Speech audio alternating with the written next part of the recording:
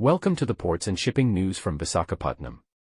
32 member countries of the International Energy Agency unanimously agreed 400 million barrels of oil from their emergency reserves available to the market to address disruptions in oil markets stemming from the war in the Middle East.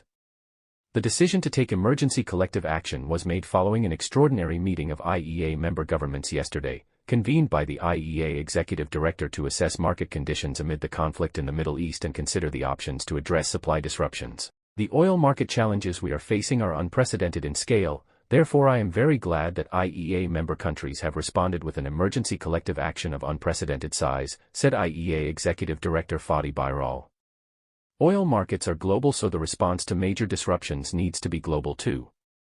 Energy security is the founding mandate of the IEA, and I am pleased that IEA members are showing strong solidarity in taking decisive action together. The emergency stocks will be made available to the market over a timeframe that is appropriate to the national circumstances of each member country and will be supplemented by additional emergency measures by some countries. IEA members hold emergency stockpiles of over 1.2 billion barrels, with a further 600 million barrels of industry stocks held under government obligation. The coordinated stock release is the sixth in the history of the IEA, which was created in 1974.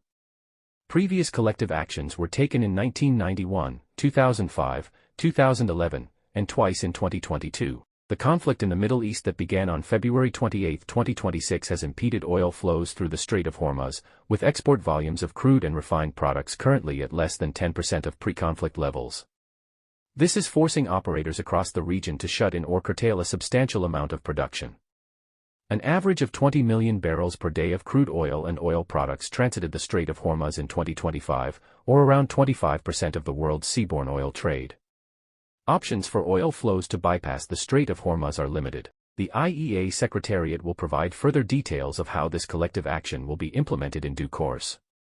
It will also continue to closely monitor global oil and gas markets and to provide recommendations to member governments, as needed. Thanks for watching.